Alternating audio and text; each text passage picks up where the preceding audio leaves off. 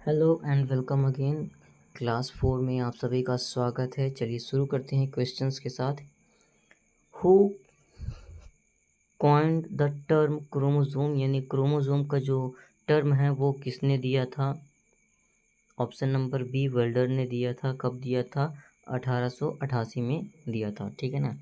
Which type of chromosome has the centromere at the terminal and, यानी कि जो chromosome होता है अगर उसका सेंट्रोमियर क्रोमोसोम के जो एंड पे होगा, अगर एंड पे होगा तो उस चीज़ को हम क्या बोलेंगे?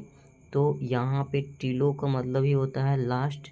ठीक है ना। तो यहाँ पे क्या होगा, उस इसका उत्तर टेलोसेंट्रिक। ठीक है ना। अगर एंड में है क्रोमोसोम का सेंट्रोमियर तो उसको क्या बोलेंगे? टेलोसेंट्रिक क्रोमोसोम बोलेंगे। Which structure hold sister chromatid together, यानी जो कौन सा भाग है जो सिस्टर क्रोमैटिड को आपस में जोड़ता है? तो सेंट्रोमियर ही होता है जो आपस के जो सिस्टर्स होते हैं उनको क्या करता है, वो जोड़ता है। ठीक है। Which parts of chromosome is responsible for spindle fibre attached, यानी कि स्पिंडल फाइबर का जो अटैचमेंट होता है वो क्रोमोसोम के किस भाग पे होता है? तो काइनेटोकोर जो होता है उस पे होता है। Option number D. ठीक है ना। स्पिंडल फाइबर का अटैचमेंट होता है।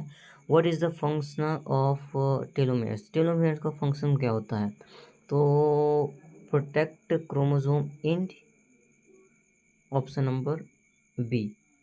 टेलोमेयर्स prevent degradation of chromosome ends, यानी क्रोमोसोम के सिरों को काटने से बचाते हैं। ठीक है ना।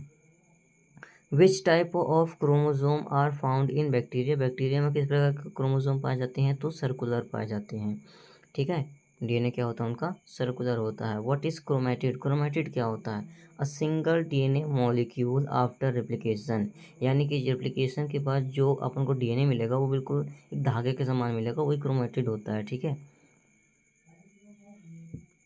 विच region of chromosome in rich in gene is rich in genes, यानी कौन सा क्रोमोसोम का भाग है जो कि जीन से पूरा, मतलब प्रोटीन से पूरा क्या होता है, जीन से सॉरी भरा हुआ था?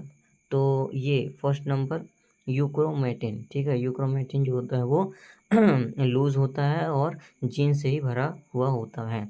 The terms the arm of metacentric chromosome, यानी जो मेटासेंट्रिक क्रोमोसोम होता है उसकी भुजाएं कैसी होती हैं? तो इक्वल होती है, समान होती है। मेटा का मतलब होता है बीच में। ठीक है। जैसे ये क्रोमोसोम हुआ तो यहाँ पे हुआ मेटासेंट्रिक, तो इसका और इसकी लेंथ जो होगी वो क्या होगी? इक्वल होगी, समान होगी। ठीक है ना। Centre centre and arm are equal. ठीक है। यहाँ पे क्रोमोनेमा का क्या अर्थ होता है इसको समझ लीजिए। Coiled, coiled filament of chromatid. ठीक है। इसका मतलब होता है कि क्रोमेटिड के अंदर गुंडलित रेशे होते हैं, उसको ही क्या क्रोमोनेमा बोलते हैं। ठीक है। Thank you so much. मिलते हैं नेक्स्ट लेक्चर में।